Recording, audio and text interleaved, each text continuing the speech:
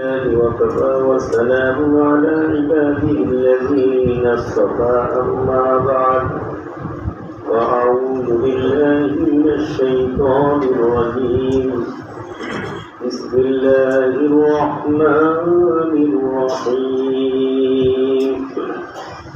فانطلقا حتى إذا أتيا أهل قرية استطعما أهلها فأبوا أن يضيفوهما فوجدا فيها جدارا يريد أن ينقض فقام.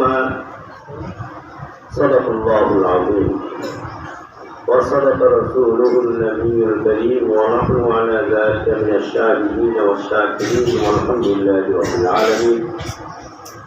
খুবই সংক্ষিপ্ত কয়েকটি কথা বলে আমি শেষ করে দিই ইনশাআল্লাহ।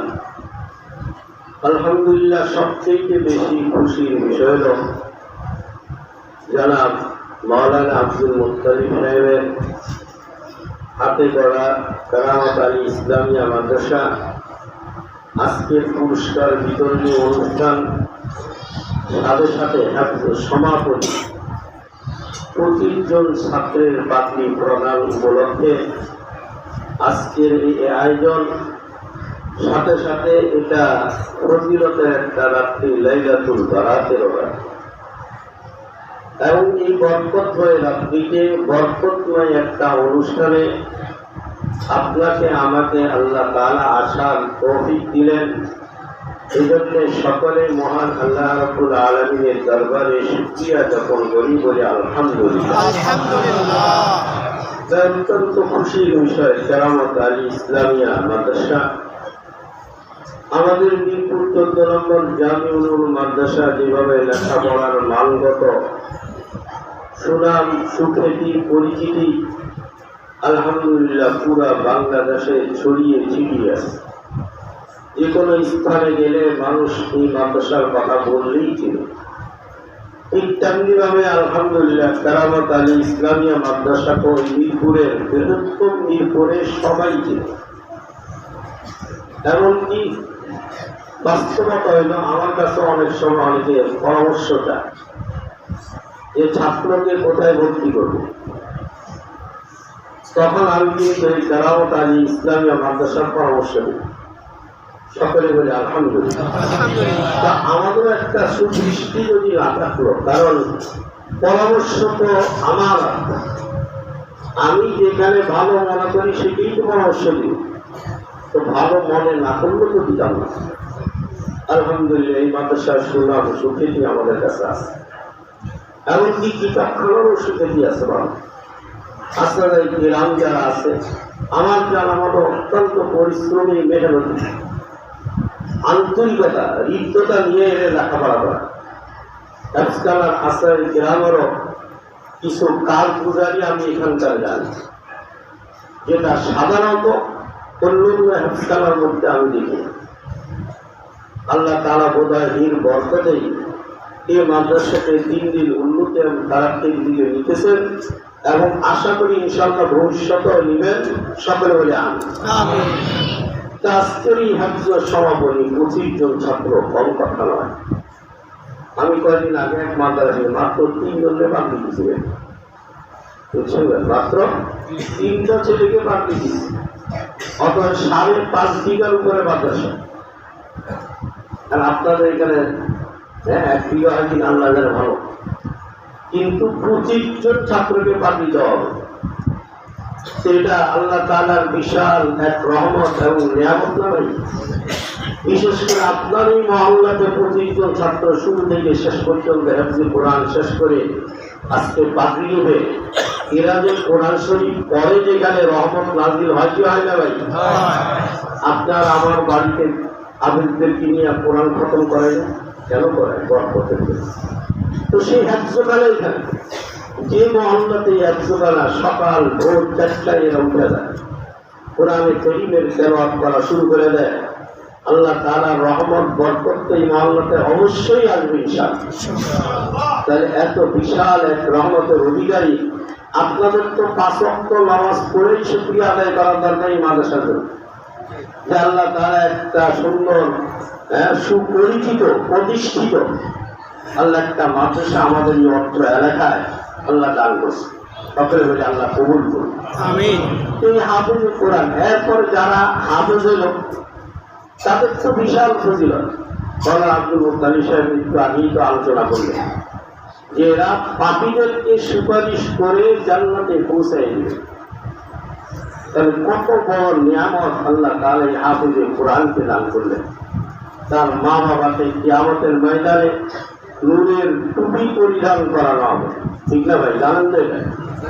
তাহলে এই মা বাবার জন্য এই সুনাম সুখ্যাতি এই মর্যাদা আল্লাহ তাআলা তাদেরকে সম্মানিত করবেন কিয়ামতের ময়দানে, বলে আলহামদুলিল্লাহ। এই হাফেজুল কোরআন দেখেন আল্লাহ তাআলা দুনিয়ার মধ্যে কোনো গ্রন্থের কোনো অভাব নাই, ঠিক আছে?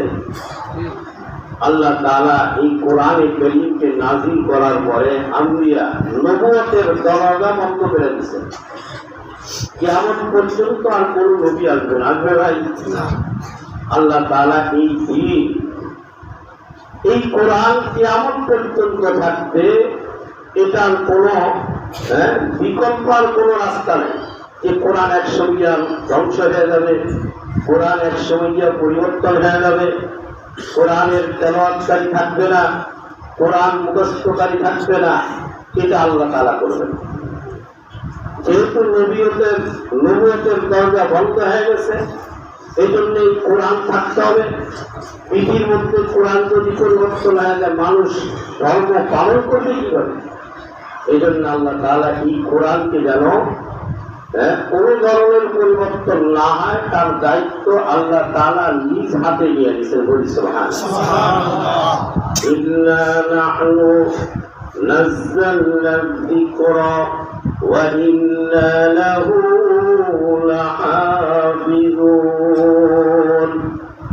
তাওরাত, জাবুর, ইনজিল আসমানি কিতাব না ভাই?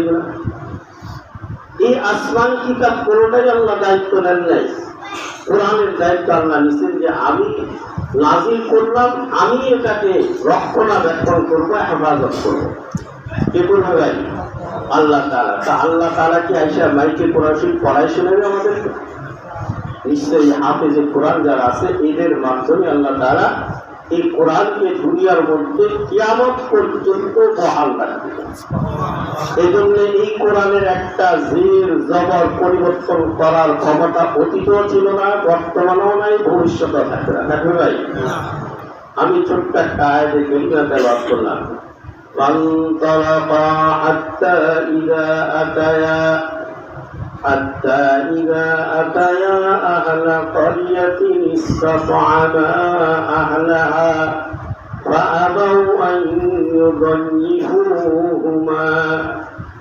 হযরত মুসা আলাইহিস সালাম আর খিজির আলাইহিস সালাম নাম শুনছেন না ভাই? এই দুইজন এক গ্রামে গেছে। যাওয়ার পরে আগেকার জমানাতে এরকম বিশাল যেখানে যান সেখানে খাবার দাবার, হোটেল, রেস্টুরেন্ট ভরপুর এরকম ছিল। মানুষ সবাই জানা থাকতো, কারো কাছে গিয়ে বলতো আমি মেহমান, আমার খানার ব্যবস্থা কর। মুসা আলাইহিস সালাম আর খিজির আলাইহিস সালাম এক গ্রামে গিয়া আপ্যায়নের জন্য আবদার করলেন যে আমাদেরকে খাওয়া।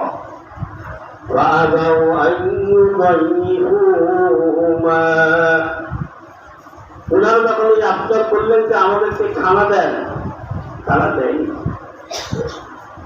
রাসূল আকরাম সাল্লাল্লাহু আলাইহি ওয়াসাল্লামের জমানায় আয়েশা ওই যারা মুসা আলাইহিস সালাম আর খিজির আলাইহিস সালামের আপ্যায়ন করেন নাই, অস্বীকার করলেন, তাদেরই বংশধর আস্তে আস্তে রাসূলের জমানাও আসছে। আসার পরে আয়াত যখন নাযিল হলো, এরা দেখলো তাদের পূর্বপুরুষরা আল্লাহর নবী এবং খিজির আলাইহিস সালামকে মেহমানদারি করে নাই, যার কারণে তাদের বদনাম করে আল্লাহ তাআলা আয়াত নাযিল করলেন। এটা তো তাদের একটা বংশের জন্য কালিমা হয়ে গেছে।